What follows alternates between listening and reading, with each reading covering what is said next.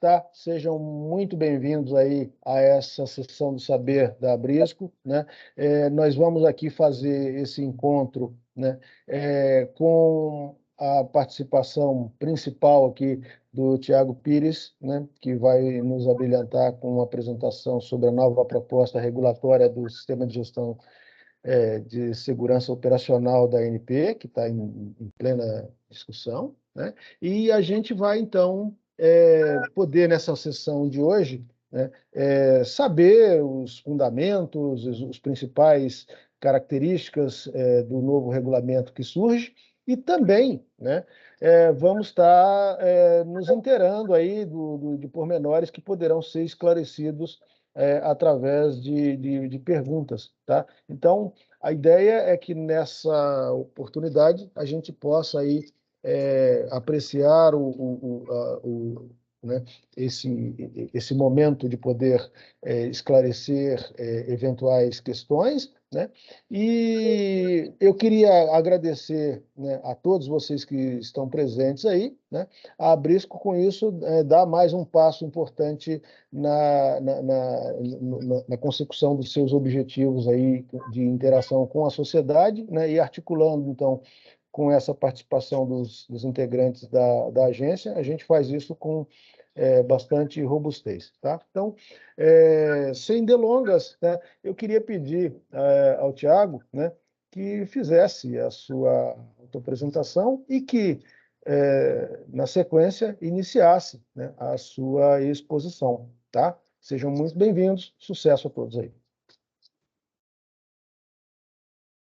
Obrigado, Elton. Obrigado, Renato. Obrigado a Abrisco pelo convite à ANP para poder apresentar um pouco da nova proposta regulatória do SGSO. É um momento especial, não estava planejado, né, no processo regulatório esse evento, mas a gestão da Superintendência de Segurança Operacional entendeu, recebeu muito bem esse convite à medida que, né, lá no workshop do dia 25 de janeiro, a gente oportunizou que as associações pudessem já colocar suas primeiras impressões da minuta que segue em consulta pública. Mas agora, nesse convite, é uma oportunidade também da ANP falar um pouquinho, né? Naquele dia a gente deixou mais as associações falarem sobre as suas impressões. Hoje a gente vai falar um pouquinho, então, uma situação um pouquinho diferente. A Abrisco vem contribuindo, né, com a ANP, nas questões de SGSO em diversas dimensões, inclusive na revisão regulatória, promoveu um workshop em 2018 ou 2019, não me lembro de cabeça, mas está lá no nosso processo administrativo instruído lá esse evento, como ocorreu, inclusive um material que a Abrisco entregou para a ANP com contribuições para esse processo. Então, só temos a agradecer, e aqui não me apresentei como o Elton pediu, mas acho que muitos de vocês me conhecem. Sou o Tiago Pires, atuo hoje em dia na Superintendência de Segurança Operacional e Meio Ambiente da ANP como coordenador geral de regulação, uma posição que a gestão criou, destacou, né? Eu era da fiscalização. Então, por muitos anos, né, desde 2013 a 2020, logo que iniciou a pandemia, ele criou essa coordenação e eu pude me dedicar, então, com mais afinco, acho que essa questão da revisão regulatória. Então vamos lá. Vamos falar um pouco sobre essa nova proposta. Deixa eu ver se funciona aqui o slide. Pronto. Então, só disclaimers aí para quem ainda não consultou os links da ANP. À esquerda existe gravado, disponível no canal da agência, a gravação do workshop que ocorreu dia 25 de janeiro. Então, são umas 8 horas de evento. Estamos ali, deu print recentemente, 2.800 visualizações. E à direita tem o link da consulta e audiência pública número 28 de 2022, onde vocês acham não só as minutas, mas as notas técnicas que fundamentam esta proposta, e o acesso ao processo administrativo. A nossa consulta pública está em andamento desde o ano passado, 21 de dezembro, e vai até 20 de fevereiro. Ou seja, qualquer cidadão pode entrar no link da ANP, preencher o formulário que lá existe para dar sua contribuição sobre qualquer aspecto da proposta em questão. Então, não precisa ser uma empresa, pode ser qualquer pessoa. E após a consulta pública, né, nós vamos analisar, nós da ANP vamos analisar essas contribuições e colocar nossas conclusões na audiência pública de 14 de março, está agendada já para 14 de março. Aqui tem uma série de slides que o Rafael Moura, superintendente de Segurança Operacional e Meio Ambiente, passou lá no workshop. Acho que precisa contextualizar, vou passar muito rápido. Então, essa proposta vem num contexto brasileiro, né, de harmonizar aí instalações antigas com muitas instalações novas a caminho e entrando em operação. Então, esse é um desafio enorme para a gente ter um regulamento que lide com tudo isso. Esse é o processo que, assim, para além do evento que estamos hoje, do workshop, anteriormente a proposta entrar em consulta pública, isso tudo a gente levou em consideração para elaborar essa proposta. Essas notas técnicas que estão disponíveis no link lá da consulta pública, elas são fundamentais. Acho que algumas dúvidas, alguns pontos, por exemplo, que foram endereçados lá no dia do workshop pelas associações, se encontram respostas já nessas notas técnicas, né? Então, é de suma importância, claro, são materiais extensos, eu entendo, mas é possível sua leitura e entendimento fácil, tenho certeza disso, para à medida que for apresentando suas contribuições. É uma proposta, então, que o que ela está realizando é a consolidação de 5 regulamentos técnicos aplicáveis ao EIP. Então, haverá, né, uma economia aí de requisitos. Isso é interessante para os operadores, para a aplicação da própria ANP, da sua fiscalização, uniformizar os entendimentos, a forma como a gente se comunica entre, né, os departamentos das próprias empresas. Só vemos benefícios. Acho que isso é um ponto comum a toda a indústria e ao regulador, de que essa consolidação é benéfica. Isso ficou claro desde lá dos primeiros estudos iniciais. E o Rafael Moura mostrou lá nesse slide alguns destaques da resolução, né, que vem dividida em capítulos. Lá em cima estão os capítulos que versam sobre algumas disposições preliminares com responsabilidades dos operadores. Um capítulo só para falar de como a ANP vai receber os dados, em que momento vai receber dados e documentação de segurança operacional. Outro capítulo de o que a gente espera que aconteça na fase de projeto, antes da entrada em operação, requisitos mais prescritivos. A resolução tem a característica de trazer requisitos mais prescritivos, e não relacionados ao sistema de gerenciamento de segurança operacional.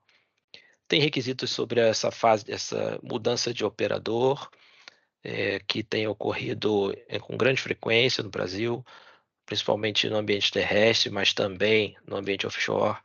E as disposições finais, que trata do período de adequação, de como será a fiscalização nesse período, e de questões formais, né, quando a gente revoga as resoluções antigas e tal, adequa, a gente precisa fazer os ajustes ali na resolução. E os anexos. Os anexos é o próprio regulamento técnico, os critérios de dispensa para campos terrestres somente, como é hoje. Então isso continua, só os campos terrestres possuem essa questão da dispensa de aplicação do regulamento e entrega de DSO, e o conteúdo da DSO, né, o anexo 3. E os resultados esperados, eu não vou lê-los aqui, mas fica aí, mais uma vez, essa apresentação, e é só dar o pause lá na gravação do workshop que vocês vão ver com calma. O que eu fiz agora foi estruturar uma apresentação para dar foco em nesses 2 slides aqui, né? Dos destaques da resolução e dos resultados esperados. Aqui mais detalhes sobre o que eu acabei de descrever, né? Que tipo de requisito tem dentro de cada um desses capítulos, então uma forma mais simples, organizada de se mostrar isso. Mas vamos lá aos detalhes dos destaques e resultados esperados. Então, o primeiro dele que o Rafael falou foi a permissão de início da operação, né? Assim, acho que a grande novidade aí é a retirada do protagonismo da aprovação de DSO. Hoje, a permissão de início da operação está vinculada à aprovação de DSO tão somente. Então, se a DSO está aprovada, existe a permissão do início da operação. Se não está aprovada, não existe. E aí o que a gente traz é algo que a gente tem, de certa forma, até praticado principalmente para unidades de produção offshore. Aqui a gente vem, por exemplo, fazendo fiscalizações, né, ainda no estaleiro dessas unidades. Então, e isso acaba, e na seção de direito, a gente tem feito fiscalizações antes de haver a passagem para o próximo operador. Então, são elementos que a gente traz para esse fluxo de trabalho da permissão de início, essa possibilidade de haver condicionantes. A fiscalização pode evidenciar questões que a ANP, como regulador, não sinta confortável de permitir o início da operação da unidade daquela forma como ela está. E além do cadastro dos dados, né, nos sistemas informatizados. Então, a gente está priorizando essa questão. Hoje a DSO tem um conteúdo muito descritivo, extenso, um custo regulatório para os operadores.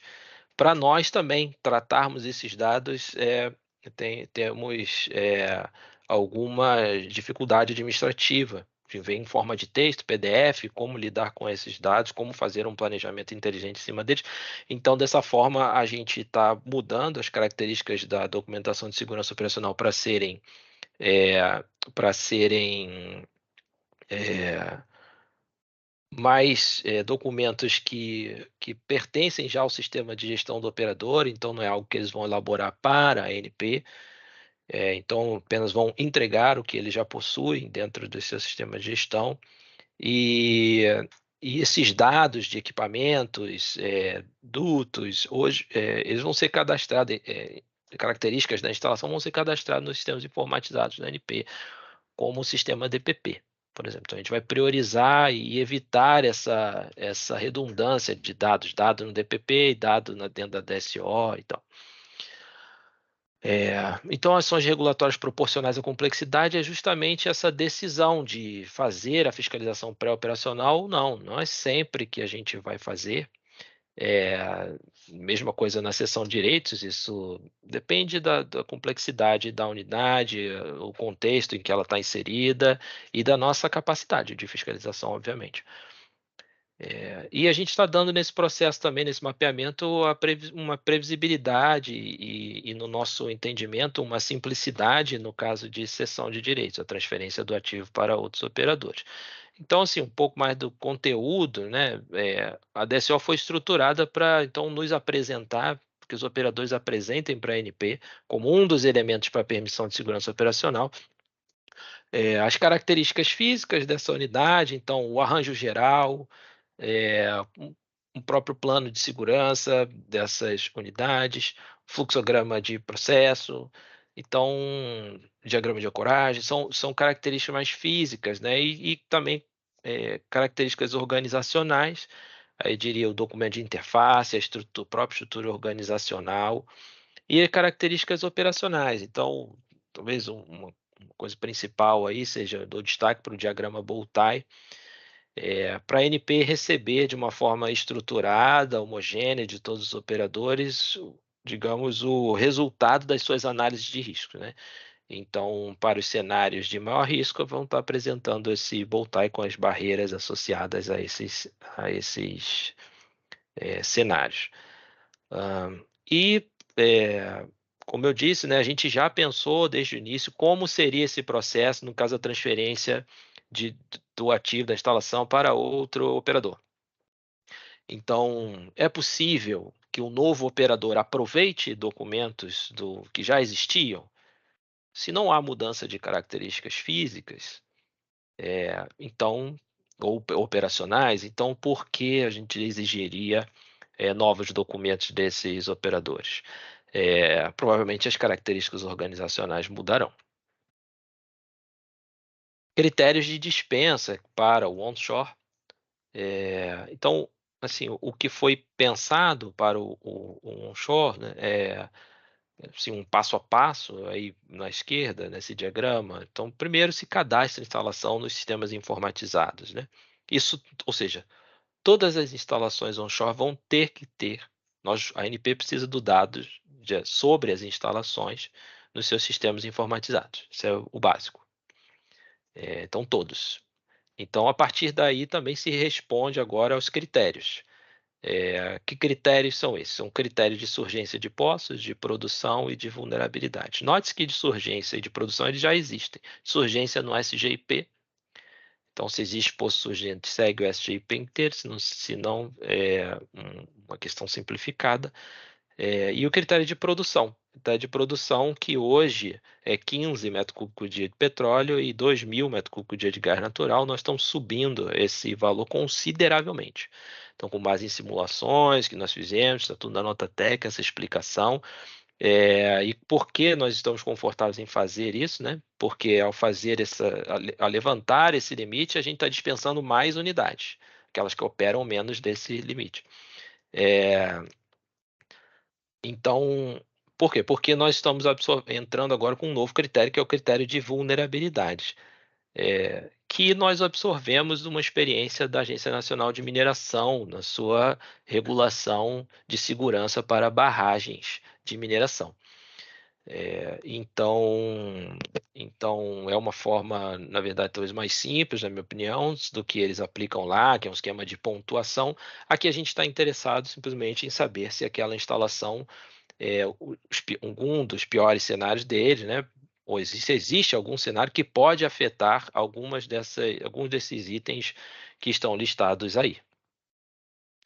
E se ocorrer algum desses critérios, ou seja, eu tenho um poço surgente, eu opero acima desses limites, ou eu tenho cenários que podem afetar é, essas áreas socioambientais, digamos assim, então eu preciso submeter uma DSO ANP. Obviamente, essa instalação entra no radar do planejamento de fiscalização nosso, e aquela instalação, se passar lá pelo portão da aprovação, aquele operador deve seguir o regulamento técnico em tela.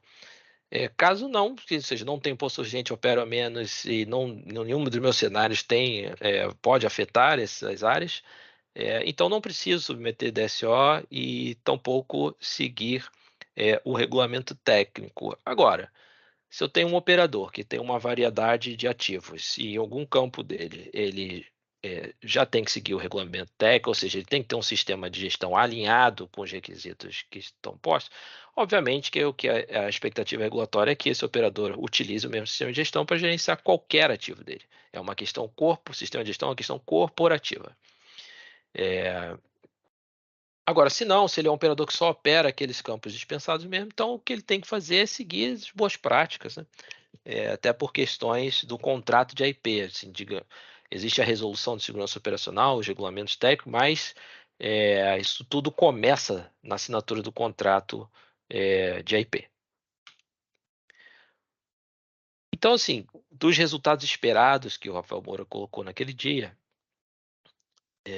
eu destaquei algumas questões que estão lá na nota técnica, algumas novidades ou ênfases, eu diria, que estamos dando na redação dessas práticas de gestão, que valem agora para todos os ativos, né, estão uniformizados, então, todo tipo de instalação. Então, Então, começando pela prática de gestão 1, que é a liderança, cultura de segurança e responsabilidade da alta administração, é essa questão da alta administração. Então, estamos deixando claro lá o envolvimento da alta administração, nas duas vias, seja por determinação dela, seja que as questões de segurança operacional importantes, relevantes, sejam levadas à alta administração. E o que estamos falando de alta administração? Do quadro de diretores, né, do board, de quadro de aconselhamento, dos conselhos administrativos. Então, é, que esse pessoal leve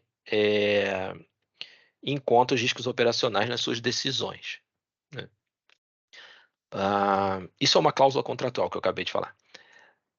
E aí as cláusulas contratuais de AIP que existem lá, alguém também está trazendo algumas, não só conceitos, mas trazendo às vezes cópia mesmo. Então a questão de manutenção de um quadro efetivo mínimo, a questão de manter um centro de monitoramento das operações, isso tudo está lá no contrato e passa a compor essa prática de gestão. Envolvimento da força de trabalho, é a prática de gestão 2, também trazendo essa questão da cláusula contratual da priorização dos riscos operacionais nos processos decisórios. Se olharmos hoje os regulamentos técnicos, as práticas de gestão, cada um, eles espalham os requisitos, né? Volta e meia aparece um requisito, a autorização ou aprovação desse fluxo precisa ter um nível de gerencial adequado. Porque a gente não precisa estar isso repetido diversas vezes em várias práticas, está aqui no envolvimento da força de trabalho, esse fica um requisito único sobre essa questão. Então, ao se falhar, seja foi dentro de um processo de gestão de mudança ou dentro de análise de risco, se uma aprovação não passou por um nível de gerenciamento adequado, isso é o mesmo problema, não importa para qual fluxo do sistema de gestão. E a questão destaque-se também a questão da autoridade para interrupção de operação, né, que é dar autonomia de forma ativa para os operadores saberem que eles podem, né, com base no que eles estão vivenciando, com sua experiência profissional lá, fazendo suas atividades, ao considerar a atividade insegura, não dar sequência ou nem iniciar, né, e promover uma discussão sobre o que está acontecendo. Isso vem com uma experiência, por exemplo, lá dos Estados Unidos. Esse foi um ponto que o BSE, o órgão regulador de lá, considerou importantíssimo, entrou no arcabouço regulatório deles após o acidente de Macondo. O item, a prática de gestão 3, que vem com o nome de desempenho da força de trabalho, porque esse é o objetivo, né, que a força de trabalho consiga desempenhar de forma segura suas atividades. Então, o que ele traz aí, que eu destacaria, é uma questão da qualidade para a elaboração dos programas de treinamento. Então, é uma experiência da fiscalização nossa que, é, que, que nem sempre o grau de elaboração, de preparação de um programa de treinamento para uma determinada função é adequado para a execução das tarefas que ela precisa adequar e para suas atribuições.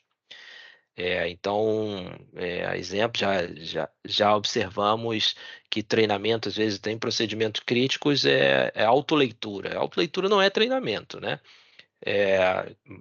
Para começar, mas assim, então a gente está trazendo essa questão de que a empresa precisa se planejar e pensar na forma de transmitir o conhecimento para garantir as operações seguras. E aí que a força de trabalho permaneça atualizada nos conceitos de segurança operacional, né? Para permitir aí habilitar processos de inovação, que não fique estagnado. Então, sempre foi assim, assim e pronto. Não. E que a gente também colocou requisitos relacionados à própria gestão do conhecimento, de forma corporativa, né? Tem que independer de pessoas, né?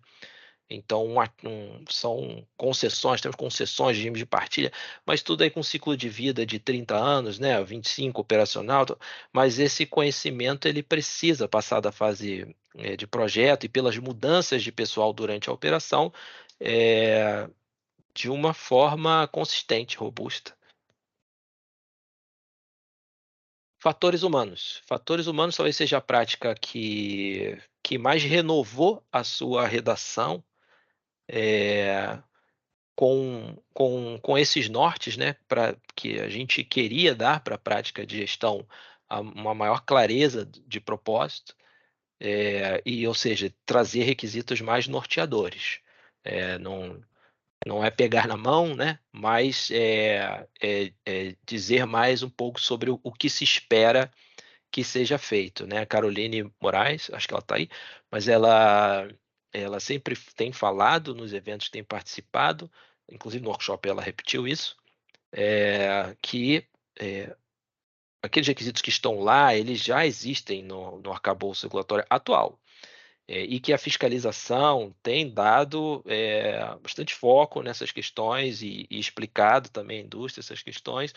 E agora, com essa redação, acredito que fique mais claro, né, para a ANP, a gente acredita que está mais claro o que se espera que seja feito no gerenciamento de fatores humanos. Então, questões, conceitos, né, como tarefa crítica, que já existia no regulamento onshore, né, o conceito de tarefa crítica existia no onshore, a gente traz para cá também, nessa consolidação. Fatores influenciadores de desempenho, medidas de redução de erro humano, são conceitos bem consolidados internacionalmente, com definição, inclusive a gente traz definições para vários desses conceitos, para essa prática de gestão, para não restar dúvidas sobre o que a ANP espera que seja feito. Uma questão aí também de workload transition, né? Eu acho que o Rafael Moura tocou nesse assunto no workshop, numa hora que ele respondeu algum comentário, mencionando essa questão de que algumas funções, né, em regime operacional, e quando passa por uma situação de emergência, é uma mudança muito brusca no mind, não sei se essa palavra é, mas no mindset, né? Então você está preocupado com uma operação, com algum objetivo no seu dia a dia, 24/7, e de repente você tem que mudar a sua forma, o seu objetivo, a sua forma de trabalhar. Então, esse gerenciamento desta situação precisa ser conduzido de forma robusta. Então, o Rafael Moura, a Caroline já publicaram artigos sobre isso, inclusive com casos reais, cidade de São Mateus e problemas relacionados a isso. A prática de contratadas, então, a gente traz assim como questões fundamentais o que foi explorado no SGIP, no Sistema de Gerenciamento de Integridade de Postos, né, que é o Bridging Document, ou documento de interface. E no arcabouço de dutos, sejam offshore ou terrestres, o jargão o pessoal conhece como protocolo de responsabilidades. Aqui a gente está utilizando essa expressão documento de interface nessa revisão por haver tradução internacional e que todo mundo conhece, a gente está usando então documento de interface para gerenciar a interface entre as empresas, né? O contratante e o contratado, os seus sistemas de gestão. Que as empresas contratadas conheçam e possam reportar os perigos ou incidentes identificados na instalação. Então, deixá-los à vontade para isso. Temos casos, né, de acidentes, por exemplo, derramamento de diesel no Nordeste, nas águas da China, não tem muito tempo. Passa por isso, a operadora da instalação viu que tinha problema e não reportou para o operador do contrato. Então, uma questão a ser observada pelos operadores. A participação das contratadas em reuniões, briefs e processos decisórios relacionados a incidentes e riscos identificados para a atividade contratada.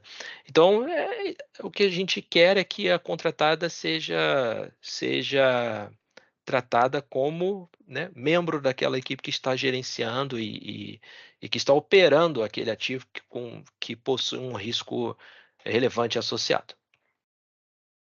E avaliação de desempenho das empresas contratadas, obviamente, tanto para melhorar os processos de seleção e contratação, quanto para melhoria contínua da operação das atividades.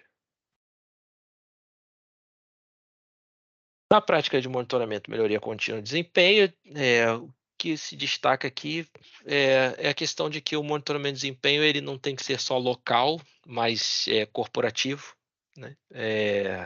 A gente entende que muitos operadores trabalham com uma frota, né? Então a gente precisa ter esse olhar de comparação também. E conseguir resolver, quando a gente fala de sistema de gestão, é preciso resolver as coisas no nível corporativo, né? Porque senão daqui a pouco cada área sua está trabalhando de uma forma, se perde o controle sobre. Então você deixa de ter sistema de gestão da empresa e passa a ter sistemas de gestão locais. Indicadores de desempenho. A resolução está trazendo alguns norteadores, aí, alguns elementos como conjunto de indicadores mínimos que a gente espera que sejam monitorados, né? Então, para monitorar a eficácia de cada prática de gestão, os status dos elementos críticos de segurança operacional, o cumprimento de planos de ação, de melhoria contínua ou de ações, recomendações de análise de risco, esse tipo de questão, e a causa e a frequência de incidentes operacionais que ocorrem nas instalações. Além disso, essa prática ela passa a consolidar todas as questões relacionadas à elaboração de um plano de ação para melhoria contínua, bem como a verificação da eficácia dessas ações. Então, não basta propor uma ação para eliminar a causa de algo que ocorreu, mas é preciso ver se aquela ação que você propôs resolveu aquela questão de fato. E se não, volte-se a repensar. Auditorias, então aí reforçando, né? Aliás, o arcabouço todo, vocês devem ter percebido que a gente tem focado na palavra risco, compatível com risco, dando esse tom de que nem tudo é igual, de que os esforços precisam estar direcionados para os maiores riscos, né? Então, o ciclo de auditorias compatível com os riscos de cada fase do ciclo de vida, né? Porque eles mudam os tipos de risco, com o desempenho da instalação e com as lições aprendidas. O escopo de auditoria, então, a gente dificilmente vê auditorias internas que tratam da questão de extensão de vida útil e de transferência de responsabilidade das operações. Critérios para a realização de auditoria remota, se for um aprendizado, durante a pandemia se passou a realizar auditorias remotas, né, em muitos lugares. A gente entende que, em alguns aspectos, ela pode ser utilizada, existe até a norma ISO que fala sobre isso, sobre que tipos de critérios, né, se poderia adotar para se decidir, ao invés de realizar uma auditoria localmente, se possa realizar para algum tipo de escopo uma auditoria remota. Comparação entre os resultados da auditoria e os resultados das avaliações de desempenho, avaliação da necessidade de revisão dos indicadores. Então, isso é constante. A fiscalização sempre bate nessa tecla de chega, principalmente quando observa não conformidades críticas, de que aquilo não estava passando despercebido pelo conjunto de indicadores, então não havia nada para alertar nenhum nível hierárquico daquela empresa sobre aquele risco latente que é observado, evidenciado pela fiscalização. A prática 8, então, assim como a prática 6 consolidou, a prática 2 consolidou questões que estavam espalhadas em prática de gestão, a prática 8 faz a mesma coisa. Então, olharmos os regulamentos hoje, várias práticas falam sobre o gerenciamento de informação, documentação sobre aquela prática. O que nós estamos propondo aqui é que esses requisitos, na verdade, possam ser consolidados nessa prática de gestão. É o mesmo problema, né? Lidar com dados e informações de forma íntegra, que previna contra os riscos digitais hoje em dia, né? Então, assim, é um assunto único que pertence a essa prática de gestão. Também tratamos da transferência de informação e documentação na transição da força de trabalho, seja na questão de mudança de turma, né, de turno, bem como nas questões de mudança de operador, que troca-se pessoas-chave, enfim. Isso também foi um aprendizado em praticamente todas as investigações que a gente faz, isso ficou muito evidente na cidade de São Mateus, essa questão da transferência de informação ter sido um problema. Acho que quem assistiu o filme aí sobre o Deepwater Horizon também vê logo nos primeiros minutos do filme essa questão aparecendo. O aprendizado com incidentes, a prática nova, então, desde já uma mudança no nome, né? No nome da prática. Então, a gente tinha lá a investigação de incidentes, a gente sai para aprendizado com os incidentes. Não basta investigar, é preciso aprender, né? A organização precisa aprender. Então a prática é reformulada com esse objetivo, com esse mote. Então, a gente exige agora que, né, sejam critérios, se estabeleça critérios para se decidir se um incidente é investigável ou não, e quando ele deve ser investigado, inclusive, por uma terceira parte, por questões de independência, qualidade, né? Às vezes o operador precisa reconhecer que é melhor que uma terceira parte vá. A ANP já reconheceu algumas vezes e exigiu que uma terceira parte fosse escolhida pelo operador para investigar algum incidente. Como isso restou claro lá na consulta, audiência pública da resolução de comunicação de incidentes, né? Que também é uma resolução que traz essa questão. Então, foco na identificação das causas raiz, né? A equipe de gestão de incidentes dentro da ANP, nas suas investigações, nas suas fiscalizações, elas identificam que essa é uma questão, né? De o aprendizado não é alcançado muito por conta das falhas envolvidas na identificação correta de causas raiz, de que não se aprofunda uma investigação a ponto de se obter a causa raiz e se sanear e dar abrangência, melhorando o seu sistema de gestão e informando a indústria sobre aquele risco que aconteceu. Garantir o aprendizado em tempo de evitar a ocorrência de acidentes similares em outras instalações e habilitar o retorno operacional do local do incidente. Então, a gente, como regulador, né, essa questão de permitir o início da operação, a gente vê muita ansiedade dos operadores em retomar as operações. É muito natural que isso ocorra, né? Mas a gente quer não ser a única barreira para que isso ocorra com qualidade, né? Que se saiba o que aconteceu, que não se esteja exposto ao mesmo risco, para dar continuidade à operação segura, de forma segura. A prática 10 ganha esse nome de ciclo de vida, que vem lá também do SGIP, do Sistema de Gestão de Integridade de Posse. Ele já deu essa característica de colocar a fase de projeto, a fase de operação. Então, ela vem assim nessa prática de gestão, organizada dessa forma, falando de todas as fases, das expectativas. O de dutos, se você olhar também, não vem dentro de uma prática de gestão específica, mas os capítulos são organizados assim, né? Operação, projeto, então também tem esse caráter. Alguém abriu o microfone, está me atrapalhando aqui, se por favor puder verificar e desligar. A prática 10 eu destaco aqui as questões então, de que desde a fase do projeto é preciso pensar algumas coisas, né? É preciso que as melhores práticas sejam adotadas, então que a empresa tenha, né, dentro do seu sistema de gestão, bem delineado, quais são as melhores práticas que vão nortear o seu projeto, e que as decisões tomadas para selecionar conceito, para avançar portões da fase de projeto sejam sempre baseadas em risco também, né? Que eles sejam priorizados, riscos operacionais, porque o pessoal do projeto tem que pensar em quem vai ficar 25 anos operando aquela instalação.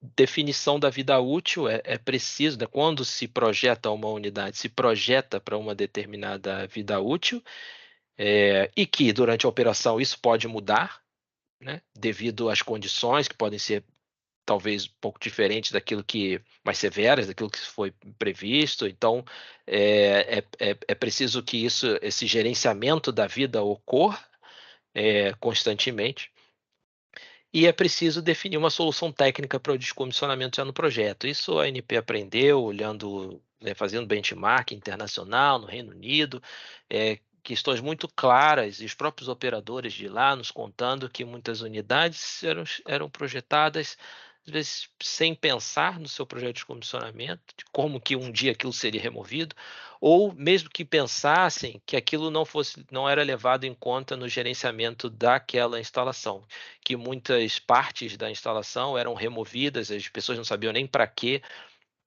serviriam, mas serviriam justamente para essa fase do desmonte.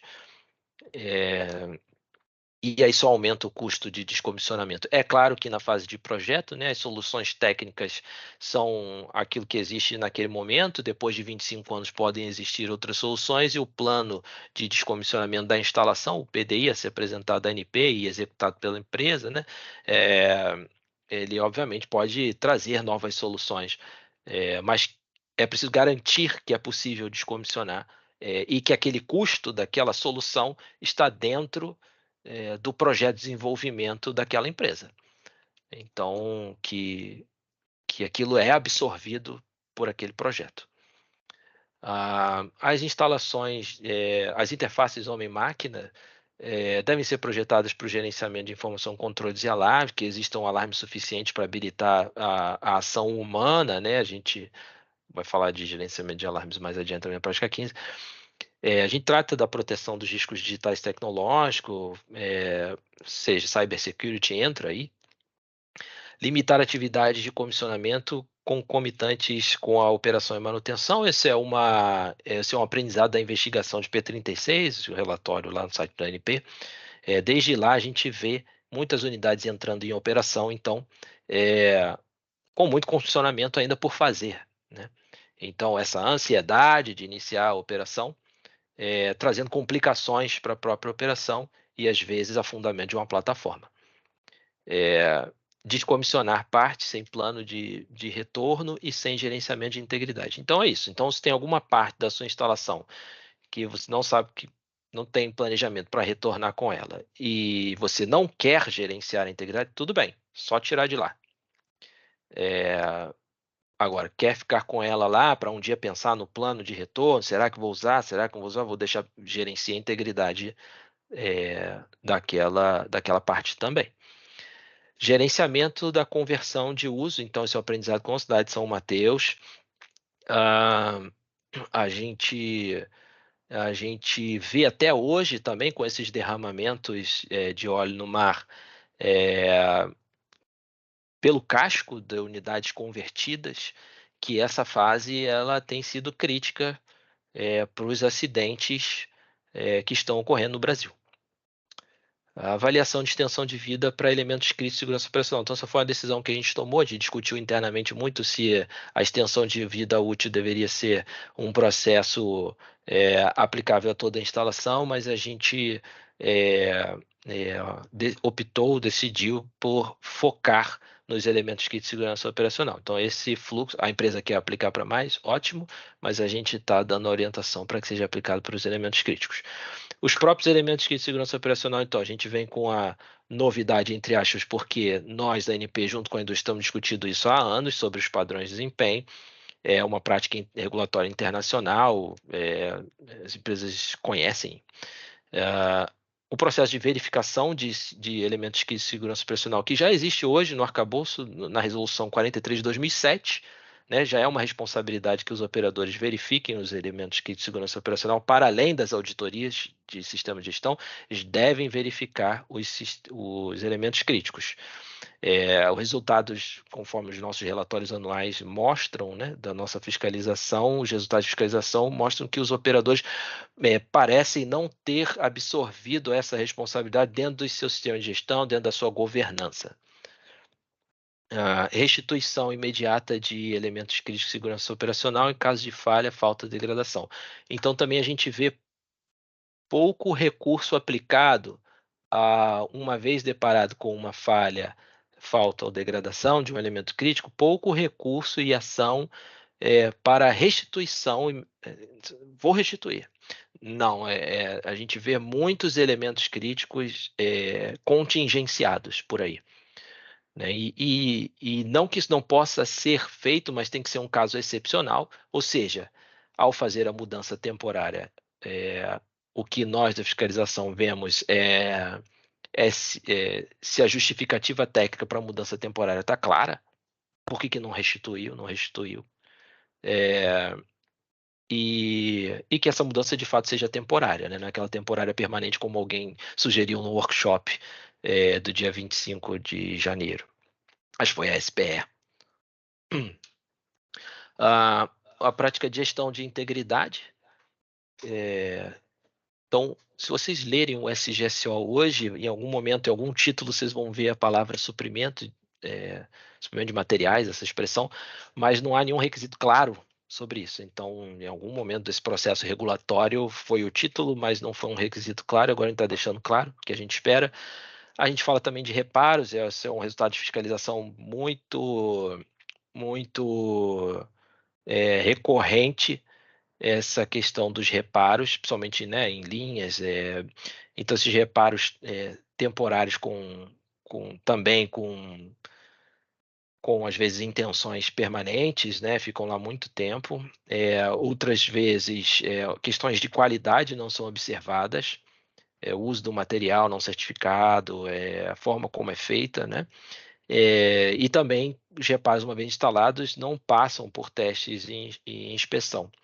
Então, são essas expectativas que a gente coloca lá, que inclui a qualificação de procedimento, né? Essa garantia da qualidade do que está sendo colocado lá foi colocado conforme os procedimentos em vigor e as normas que são adotadas pela empresa. O gerenciamento de recomendações técnicas de inspeção, de integridade, principalmente no que tange a questão não só dos prazos, mas da rejeição e da alteração de uma recomendação. Que isso seja feito somente também, assim como na análise de risco, né, o processo da análise de risco, que essas recomendações também só sejam rejeitadas ou alteradas com justificativas técnicas robustas e com autorizações por nível adequado, né? E aí o que não envolve só o pH, né?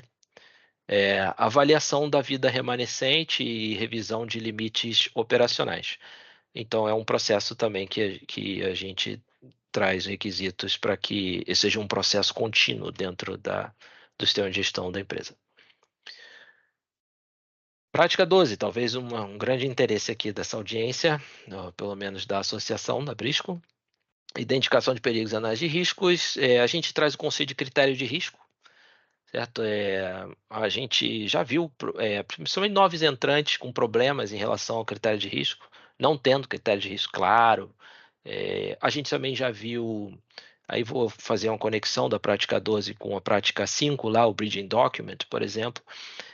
Uma empresa, o operador da instalação, trabalha com um determinado critério de risco, a empresa, o operador do contrato, trabalha com outro critério de risco. Como essas empresas, então, se conversam, principalmente para o entendimento de aquele cenário acidental, aquele perigo, é, ele é um risco crítico, ele é um risco que pode trazer uma consequência catastrófica. Então, essas questões precisam ser harmonizadas entre as empresas.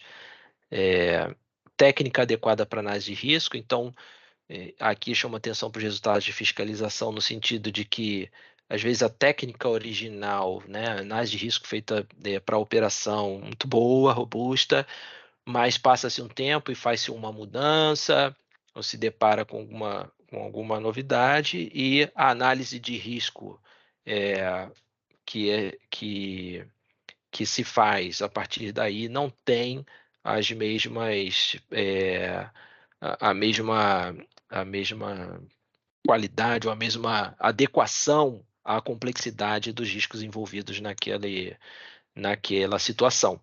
Então, às vezes, análises de risco quantitativas com resultados muito claros sobre alguma coisa, aí, de repente, uma medida é rejeitada também ou alterada com base em situações, em decisões muito qualitativas, sem passar claramente por aquelas decisões, né, aquelas evidências que basearam aquela decisão lá de adotar uma determinada medida originalmente na análise de risco quantitativa. Medidas de controle de riscos efetivas, então é o que a gente espera, né, que aquelas medidas que estão sendo adotadas, elas não só, previnam ou mitiguem de fato as consequências de um determinado cenário, e que elas sejam controladas, né, que essas medidas de controle sejam gerenciadas, que elas estejam com os status das barreiras, elas estejam sempre ok.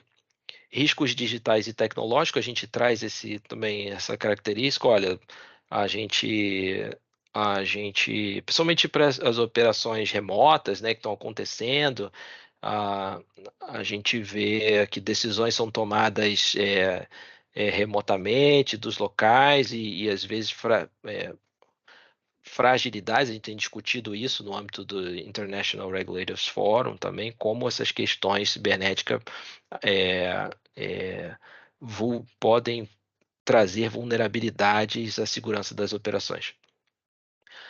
A demonstração de identificação de medidas de redução de risco até que não haja mais outra opção de redução a não ser a própria interrupção da atividade. Isso para sinais de grandes emergências. Então, o que a gente quer é que o operador demonstre que, para além das boas práticas, adotei a norma tal para estabelecer a barreira X aqui nesse cenário de explosão, a gente quer que ele faça o além, né? Que ele identifique para o seu caso específico que tipo de medidas ele enxerga, aquela equipe multidisciplinar enxerga que pode de fato prevenir e mitigar as consequências do acidente. Obviamente, isso é uma demonstração que todas as medidas poderão ser adotadas, mas precisa estar claro que essa decisão, esse mecanismo, né, esse fluxo decisório, ele passou por isso, essa triagem. Eu identifiquei as medidas e agora eu provo que algumas delas talvez não sejam necessárias ou até induzem outros riscos, por isso eu não vou adotar. Existem razões para não se adotar medidas. Mas isso precisa ficar claro. Risco remanescente, então também muito da fiscalização, né? A fiscalização bate nisso também. Olha, a decisão dos fiscais, às vezes de, de, de, de interditar uma operação, passa pelas incertezas que envolvem o processo. Então, eles consideram as análises de risco que estão postas, eles enxergam um cenário e não há evidências de que a situação que se encontra encontre amparo para dizer que o risco não é um risco crítico, conforme a análise de risco lá demonstrou anteriormente. Então, ao perder uma barreira, algo que ocorra relacionado ao controle de riscos, ao controle de risco de algum cenário, isso precisa estar claro qual é o risco remanescente. Mudança ou rejeição de medidas, de novo, mesma coisa lá que falei para a prática 13, então tem que ser uma metodologia de risco compatível com a complexidade do cenário. Não existe decisões injustificadas aqui.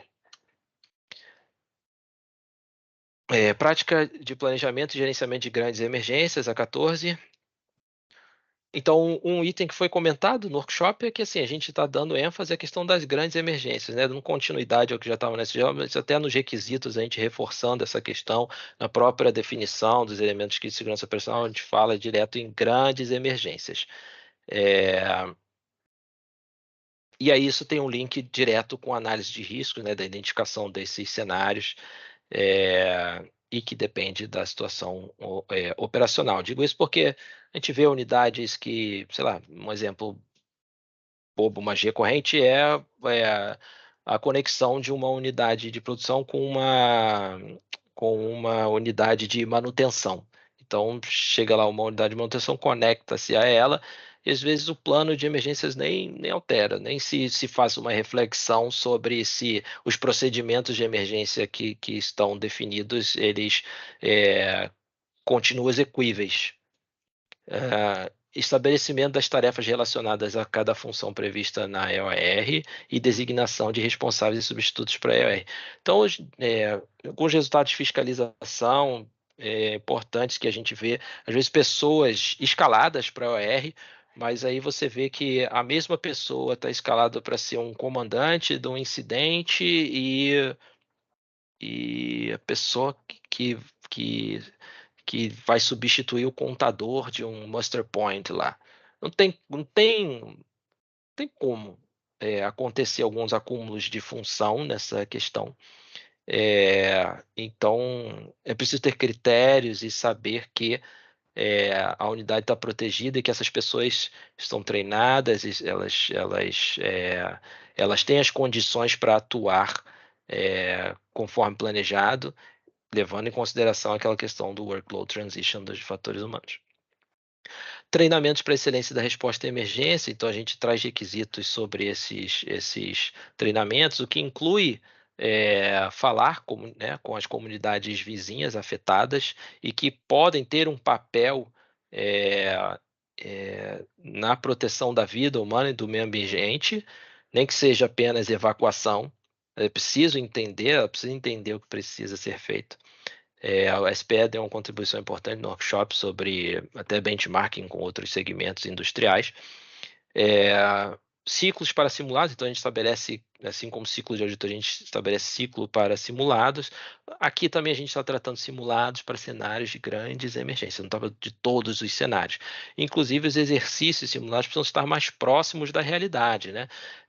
Às vezes, a seleção de um cenário para ser simulado numa instalação, a gente vê a escolha lá pelas pessoas de um cenário que não harmoniza com os grandes riscos daquela situação, não treina as pessoas, não verifica de fato se há uma prontidão para responder a emergência importante para aquela instalação. Revisão do plano com base em simulados em casos reais. Então, o plano de emergência ele precisa ser sempre repensado com base nesse resultado desses simulados e também, obviamente, nos casos de acidente. Ou incidentes operacionais, principalmente os de quase potencial, de alto potencial. As práticas operacionais, a pré-gestão 15. Então, a gente traz a experiência do CCPS, né? Fala muito as diretrizes de segurança do processo sobre essa questão dos procedimentos serem execuíveis, o que está escrito é possível se aplicar.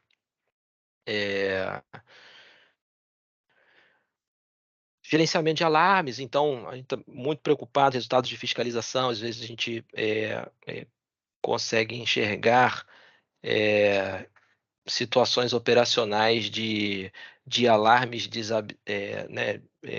com bypass e tal, porque o próprio operador não consegue dar conta de tantos alarmes, então isso é algo que precisa deve haver um projeto de gerenciamento de alarmes adequado à complexidade daquela instalação e que permita que o operador consiga reagir de fato àqueles alarmes. Revisão de segurança pré-partida, então mais um elemento de segurança de processo que não estava claro no nosso arcabouço, então entra aqui, né? Esse é um elemento de segurança de processo bem conhecido internacionalmente. Operação mútua e operações conjuntas são a mesma coisa. Um é um jeito de falar do regulamento de dutos, outro é o jeito de falar do regulamento de poços. E a gente colocou no singular operação mútua, inclusive para não causar nenhuma confusão com operações simultâneas, né? Operações simultâneas, duas ou mais operações com objetivos distintos que estão ocorrendo ao mesmo tempo. Operação mútua ou conjunta, duas entidades, empresas, trabalhando com o mesmo objetivo, trabalhando ao mesmo tempo. Isso precisa ser alinhado. Mudanças. Então, aquela questão do critério de risco, ela precisa retornar aqui, né? Que as mudanças propostas e implementadas, os riscos advindos dessas mudanças precisam passar pelo critério de risco da empresa. Então, para além dessa questão, observa-se que é um resultado de fiscalização também, né? As pessoas observando que às vezes mudanças são implementadas com uma exposição maior das pessoas, se sabe disso, o resultado da análise de riscos traz isso, mas se lida de uma forma muito natural, sem aquela questão da prática de gestão 12 de estabelecer medidas para até onde se possa para reduzir os riscos. Então, principalmente para as mudanças permanentes, nós estamos trazendo um critério claro de que esse risco remanescente não pode ser maior do que aquele que estava no projeto original. A gente não quer downgrades nas unidades, ainda mais sabendo dos processos de degradação da integridade que vão ocorrendo, né, durante a sua vida. Aplicável à fase pré-operacional, é preciso estar claro isso também, né? Resultados de fiscalização dessas auditorias pré-operacionais, de que às vezes o fluxo de avaliação de mudanças durante o projeto não tem o mesmo afinco ou o mesmo foco em segurança que durante a fase operacional. Às vezes nem utilizam o mesmo sistema informatizado, a mesma ferramenta, né, para gerenciar as mudanças dessa fase.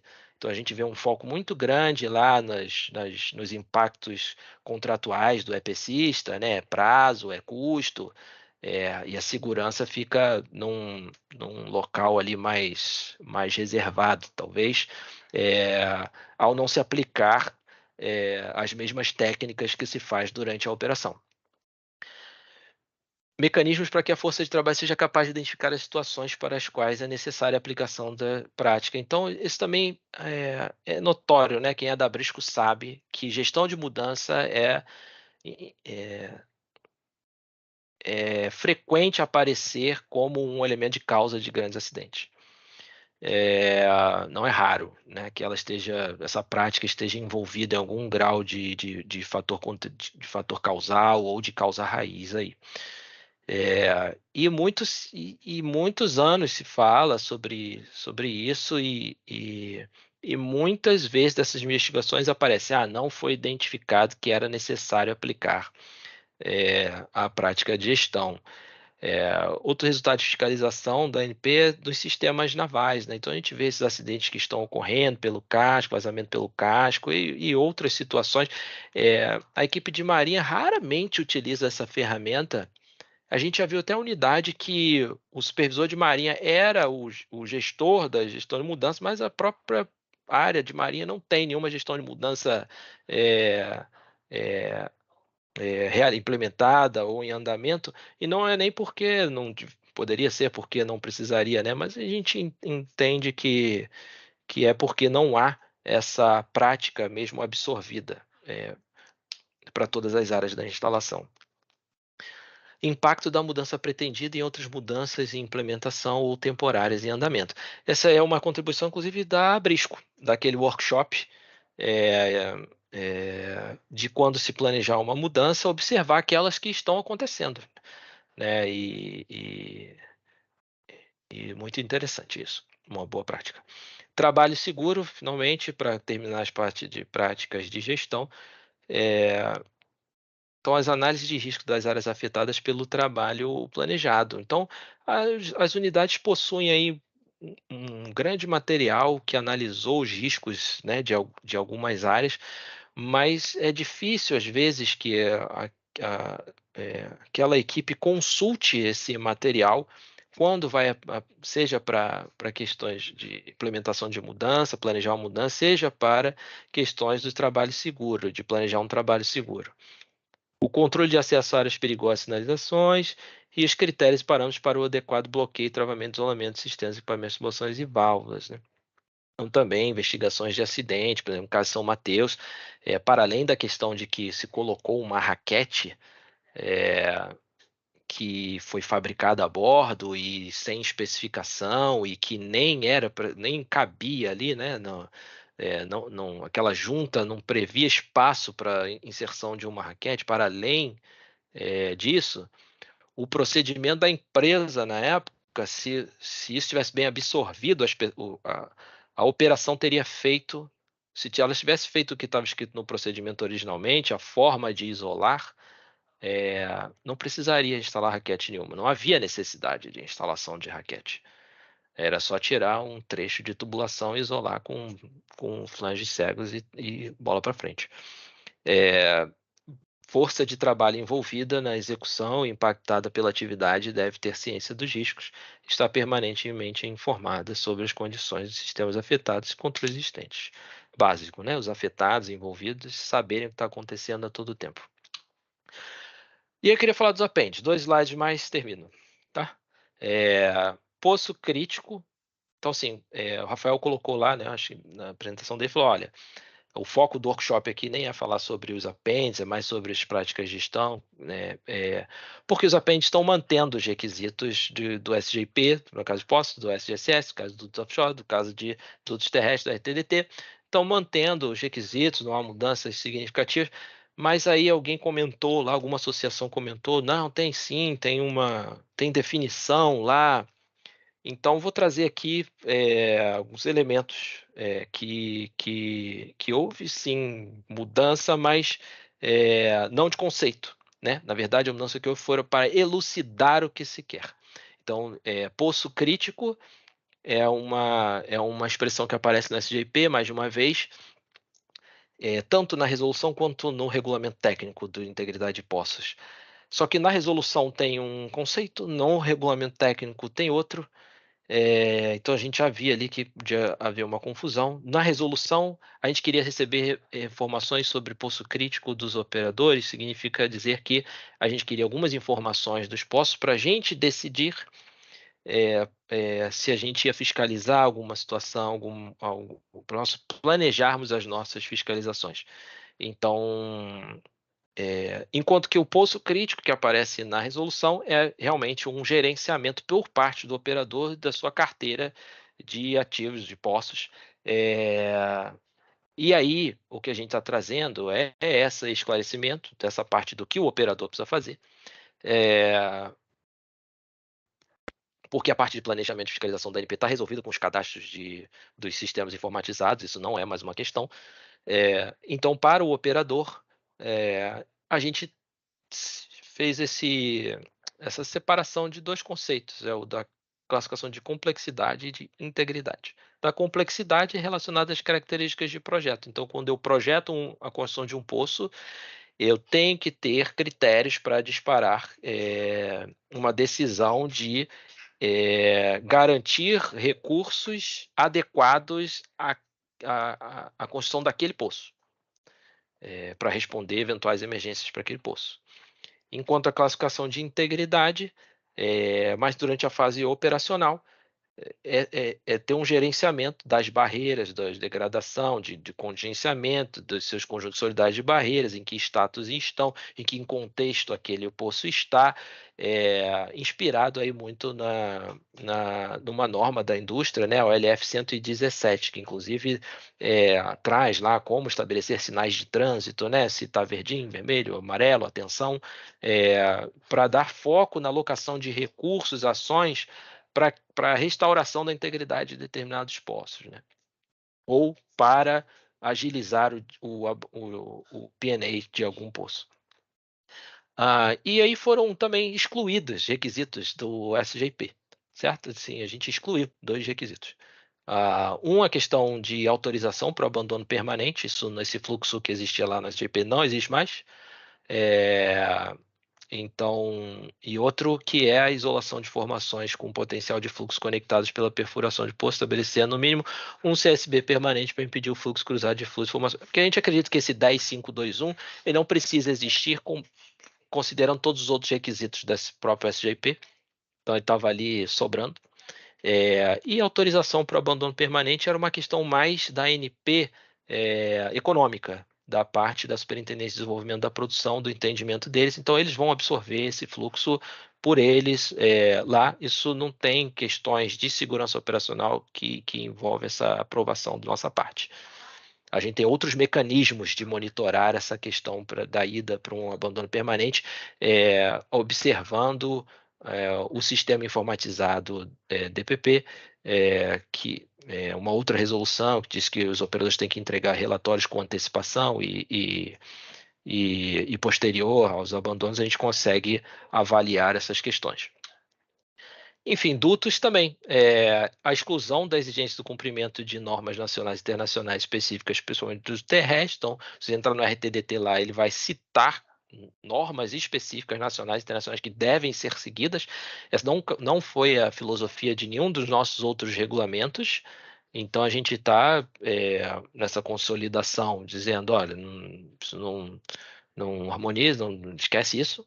É claro que são boas práticas, né, continuam sendo, são normas reconhecidas, mas nada impede de um operador adotar outra equivalente, adequada à sua cultura, do seu país de origem, né, dessas questões, que é a filosofia, sempre foi do SGSO e dos demais regulamentos.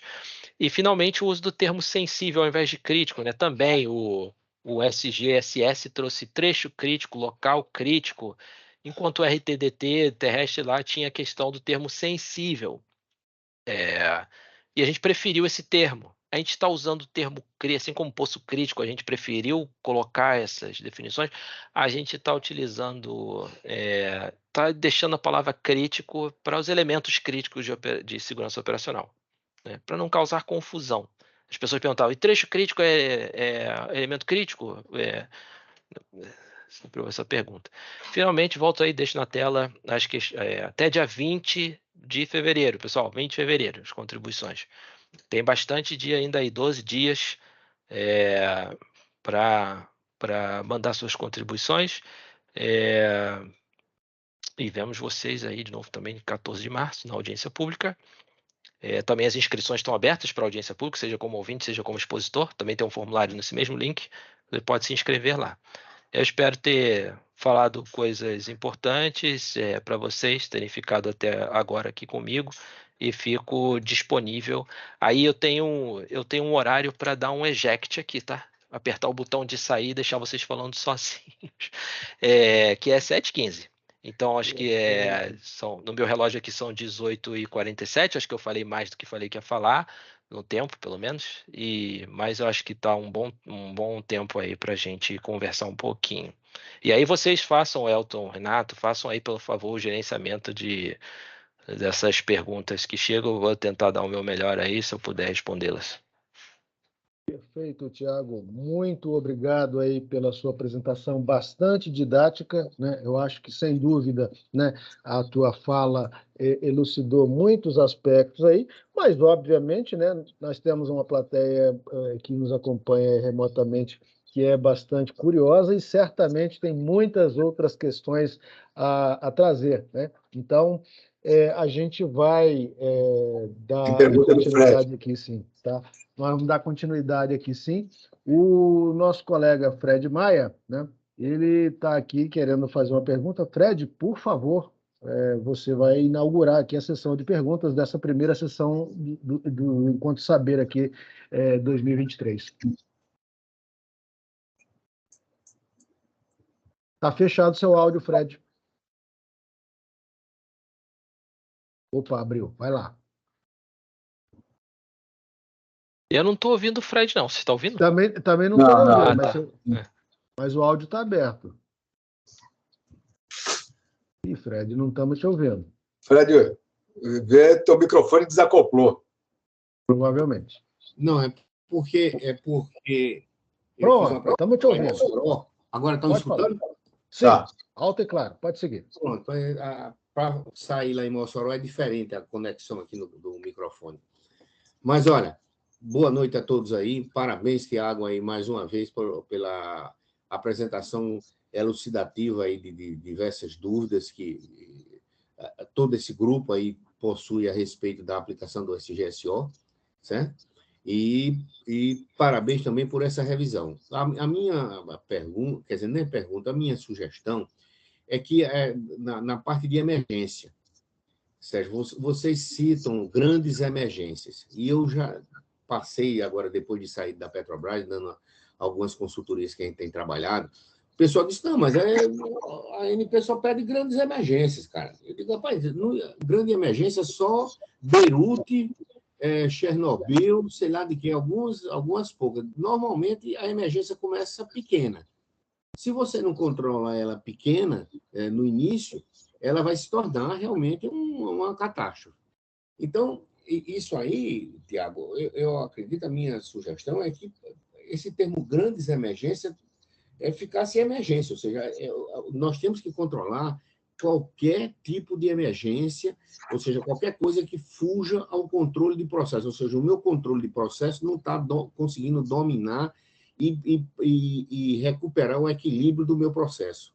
Quando isso ocorre, eu preciso de recursos externos, preciso blá, blá, blá, blá, blá, blá, não vou aí me estender nessa explicação, que você já conhece demais, mas, sem dúvida nenhuma, eu preciso matar o meu incêndio na hora que eu, com o extintor, eu resolvo, cara. Então, para isso, eu tenho que ter a minha distribuição de extintor, blá, blá, blá, blá, blá, blá, blá, blá, blá, para matar ele lá. Não, cara, a maioria do nosso pessoal, ou uma grande parte deles, vai ao escrito, ao que está citado. Não, aqui eu só preciso montar esse negócio para grandes emergências. E a gente tem encontrado dificuldade de convencer a galera aí para que tem que controlar a emergência desde o seu início. Seria esse tópico principal aí para verificar como é que vocês veem essa possibilidade, ok? E, mais uma vez, parabéns para vocês e para a ANP, cara. Eu, cada vez, fico mais satisfeito com o trabalho de vocês em não ser prescritivo. Eu acho que essa função de vocês buscarem pelo objetivo é algo assim bastante importante para as empresas terem mais liberdade de aplicar a gestão melhor para elas, ok? Bem, pessoal, acredito que com isso eu concluo aqui a minha intervenção. Fred, agradeço as palavras. O Itamar Júnior, né, em nome da SPE, falou lá no workshop sobre essa questão das emergências. Você está reforçando o que ele colocou lá no dia do workshop, né? A gente espera. Então a gente já está aqui assim, sabendo que a gente vai receber pelo formulário da consulta pública. Isso é importante ficar claro, se ainda não ficou, né? A Mariana, quando fez o fechamento do workshop, eu reforço aqui, o workshop foi um momento ali para a gente, mais um momento para a gente poder tirar dúvidas, esclarecer, debater as preocupações, mais um momento para a gente colaborar juntos, mas é importante que as questões essenciais foram colocadas e se permanecem ainda, né, como questões para as associações, que elas sejam colocadas nos formulários de consulta pública. Do contrário, a gente entende que a associação repensou e, na verdade, não quis contribuir com aquilo mais e tal, então, após as falas da ANP e tudo mais. Então, se não vier, a gente não vai formalmente analisar e isso não vai ser considerado. Então, por favor, preencham o formulário, tá bom? Valeu.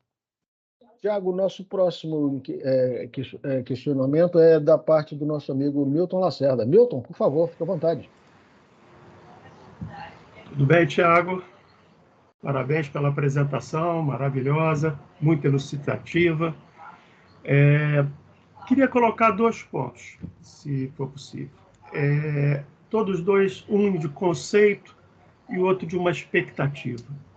O de conceito é o seguinte: durante todo o tempo que a gente fazia relatórios de acidentes para a ANP, esse período todo, essa nova norma que agora foi implantada, ela tem uns conceitos que não combinam com o que no Brasil é utilizado. Ou seja, acidentes, incidentes e desvios, né? Estou falando em relação ao Ministério do Trabalho, que os outros relatórios que nós temos que fazer também. As empresas faz para a ANP, obrigatoriamente, e também quando tem problema com pessoas, né? Temos que fazer para o MTE.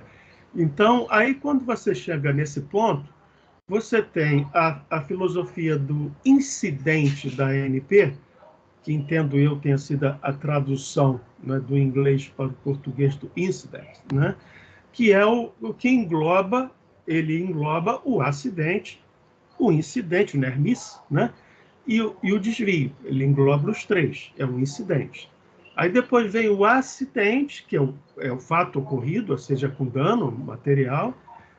No caso do Ministério do Trabalho, o incidente é o que vocês chamam de quase acidente, né? Ele tem esse nome na ANP, o quase acidente, e o desvio, que não é muito mencionado em termos de ANP, ou seja, não existe uma definição, uma utilização dele. A minha sugestão, que eu vou mandar em termos de formulário, como você falou, e é assim que tem que ser, né, é essa equalização, né, para que a gente não tenha que ficar fazendo depara na hora de fazer os relatórios para a ANP e para o Ministério do Trabalho. Ou seja, as definições sejam aquelas que estão na nossa normativa brasileira, de acidente, incidente, desvio, e talvez aí o nome que engloba as 3 anomalias, o nome que queira, aí já não é. Tem o nome que o Ministério do Trabalho ele define, pode ser o mesmo, inclusive. Mas é uma sugestão, tá? Então, esse é o primeiro ponto. O segundo ponto é mais uma expectativa.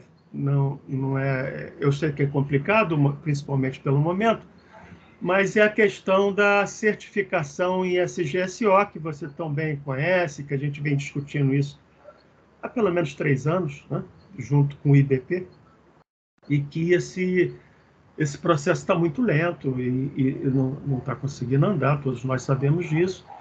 Se haveria alguma possibilidade também, vou colocar no formulário, alguma possibilidade de fazer uma menção nesse novo SGSO, dessa possibilidade de ser regulamentada futuramente, ou seja, da certificação de terceira parte, né?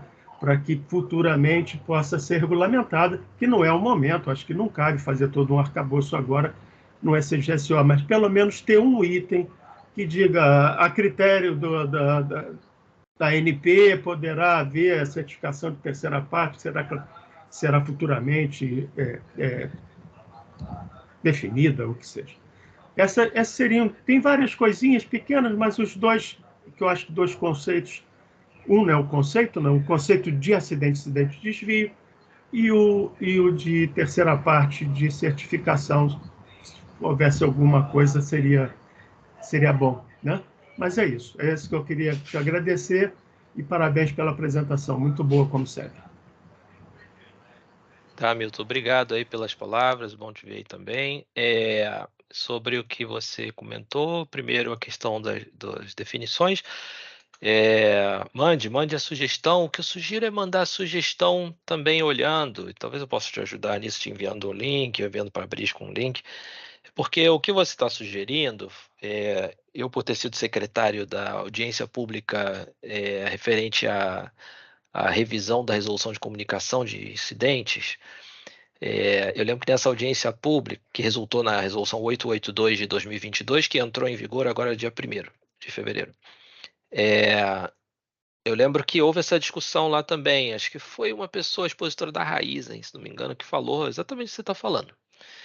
Mas assim, a ANP trouxe razões para manter o que está sendo praticado. Então, se você reforça, quer fazer essas sugestões, só te coloco para considerar o que já foi discutido, porque senão aí a ANP vai, já falamos desse jeito, foi assim, então até te ajudando a contribuir para a gente conseguir enxergar alguma coisa que talvez a gente não tenha enxergado ainda.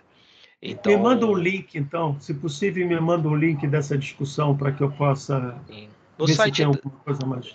Tá bom. No site da ANP, se você procurar a consulta e audiência pública dessa resolução,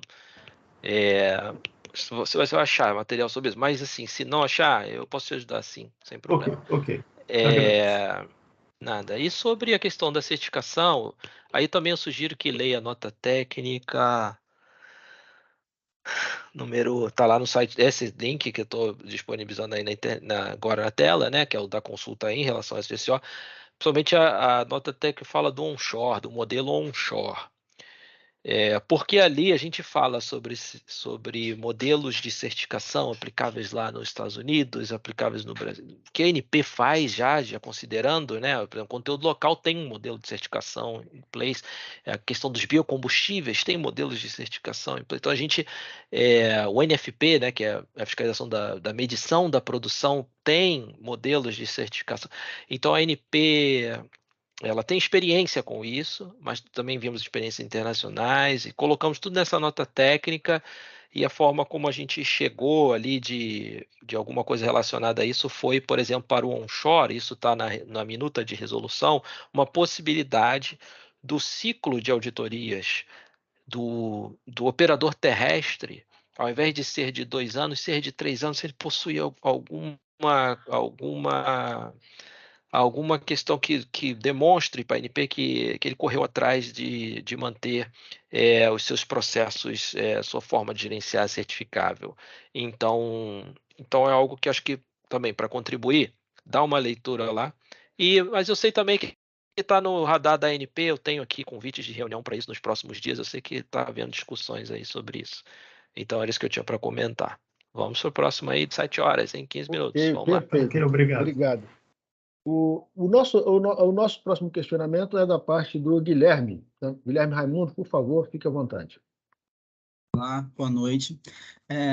Eu queria fazer um questionamento ali, né, sobre 2 pontos que você trouxe até aqui pela prática 12, né, a questão lá do risco remanescente, né, o último requisito da prática 12, vocês estão trazendo ali o item de revisar os estudos de risco sempre que houver uma série de requisitos, incluindo eles mudança de legislação.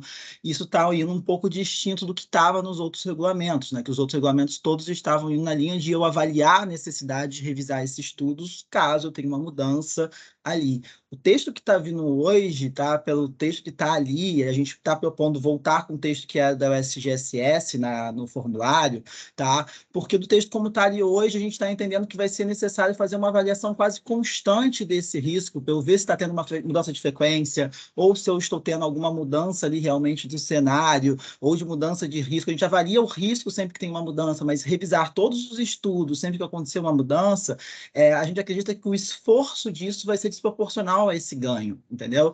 Esse era o primeiro ponto. E o outro ponto é quando você fala de medidas de controle de risco, tá? Ali na prática 12 também.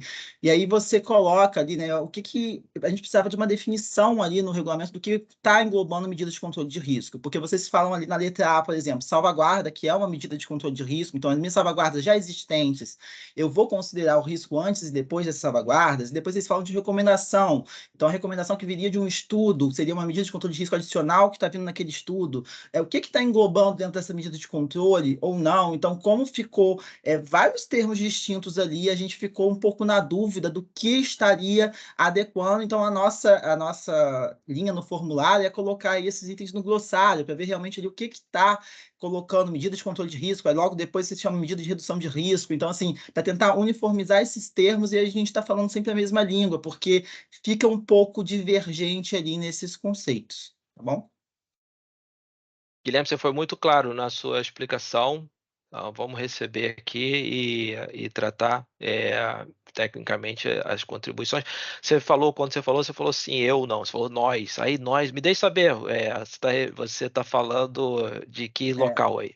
Eu sou da Petrobras aqui, porque a gente fez uma avaliação em conjunta, tá? Não fui só eu, então, assim, são pontos que a gente fez trazendo, tá? Eu sou engenheiro de processamento aqui, trabalho na segurança de processo na Petrobras para IP. Prazer, Guilherme. Beleza. Muito obrigado.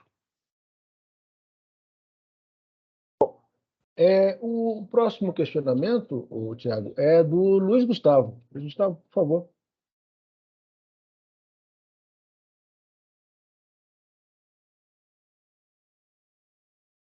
Luiz Gustavo? Ok, vai lá. Bem aqui. Tudo bem? Boa noite, Thiago. Primeiramente, parabenizar aí, tá? Ficou bem sucinto, bem assim resumido. Teve alguns pontos aí também que ficaram mais claros, então eu vou puxar um pouco aqui a sardinha para o SGIP, né? A parte que você aproveitar que você apresentou das duas definições, né? A de classificação de integridade e a de complexidade de poço, né? Porque, assim, na minha visão e na minha interpretação, assim, do texto, eu vejo que a complexidade você está pensando na fase de intervenção, né? Ou seja, na fase de sonda, vamos assim dizer, de construção ou intervenção. E a fase da classificação é nas etapas de produção e abandono temporário, né? Só que lá na definição, eu até fui ler aqui de novo, né? Enfim, você fala que assim, você não, desculpa. Vocês colocaram, né, que a etapa de classificação de integridade, você tem que considerar a complexidade do poço, né?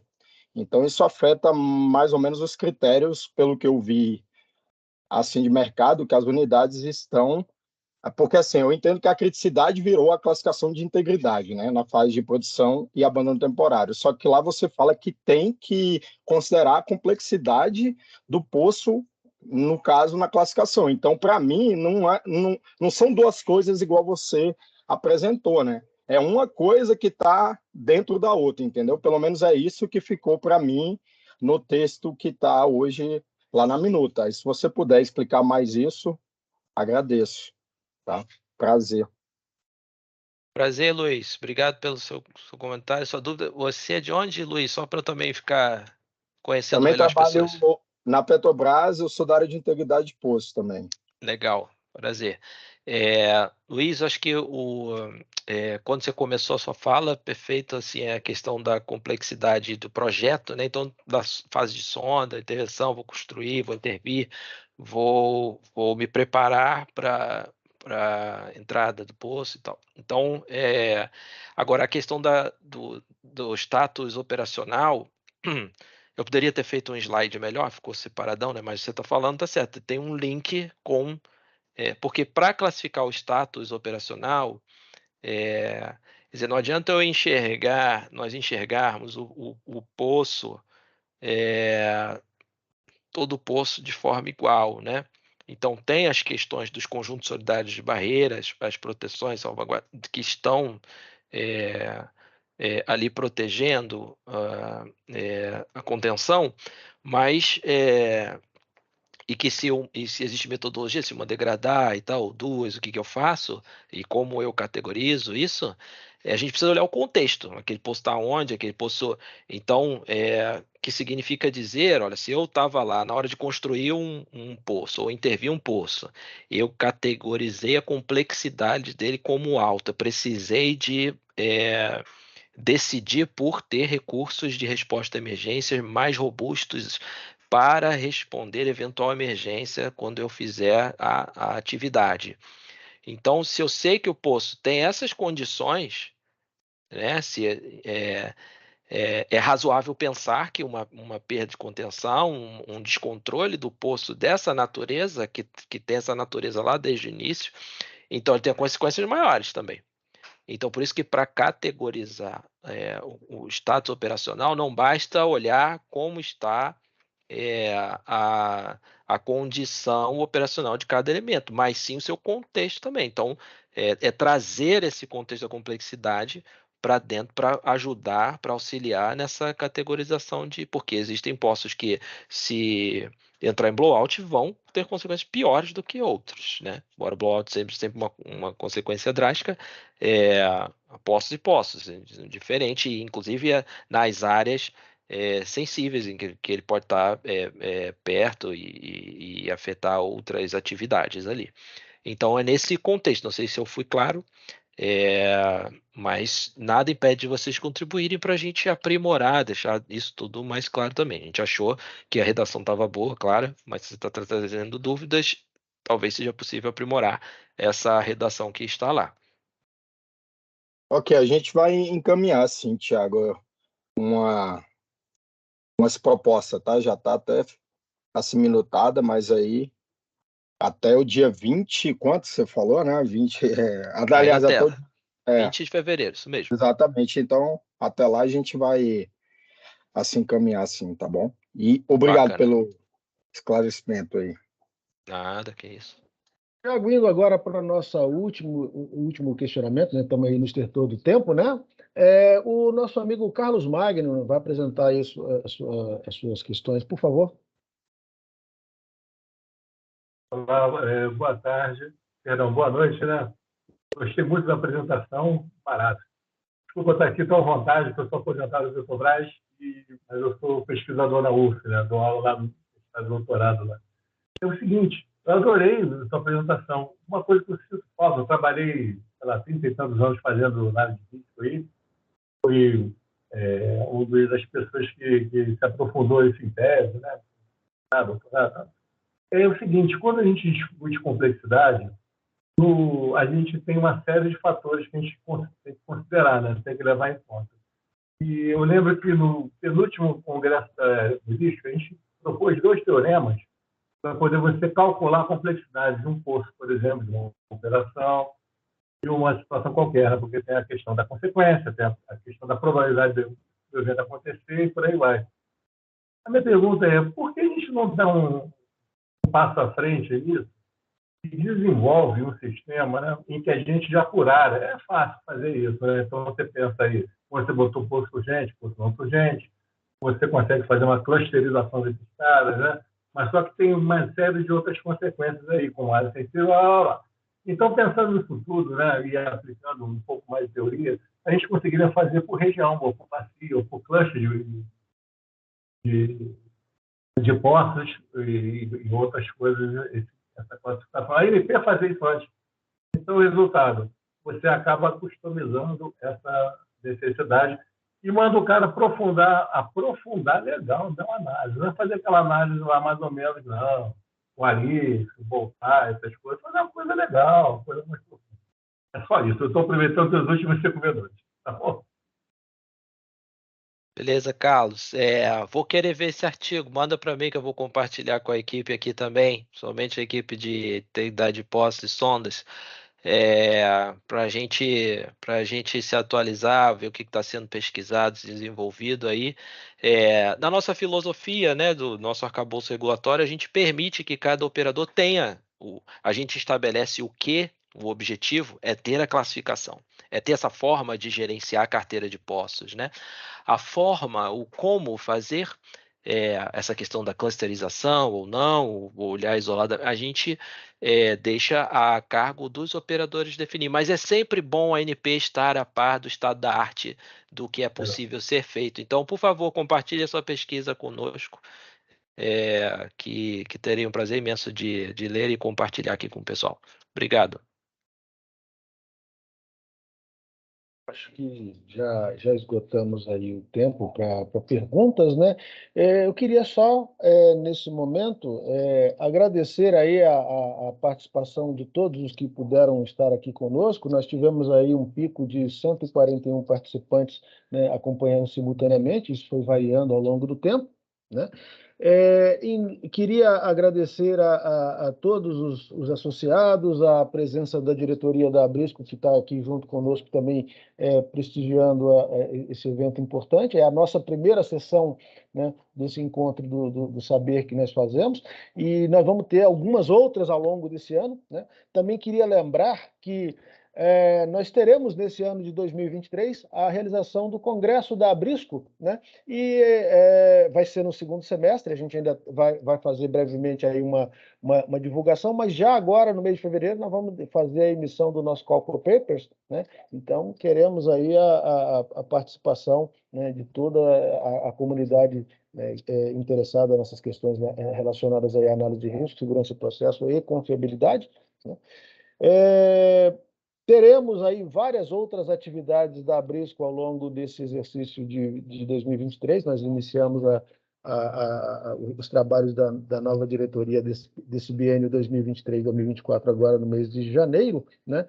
Mas temos aí muito trabalho, estamos envolvidos aí com muitas iniciativas e queremos poder sempre agregar valor, né, ao trabalho que fazemos, né? Então, em honra a todas as tradições de todos esses anos em que a Abrisco está aí, né, a gente quer poder deixar com que o nível de atendimento seja sempre o mais alto possível. Agradecemos aí a todos vocês que puderam estar conosco até esse momento, tá? E, sem delongas, né, a gente encerra por aqui. Foi um prazer. Até a próxima. Tchau, Boa noite. Obrigada. Boa noite. Boa noite. Boa noite, pessoal. Boa noite. Tchau. Boa noite a todos.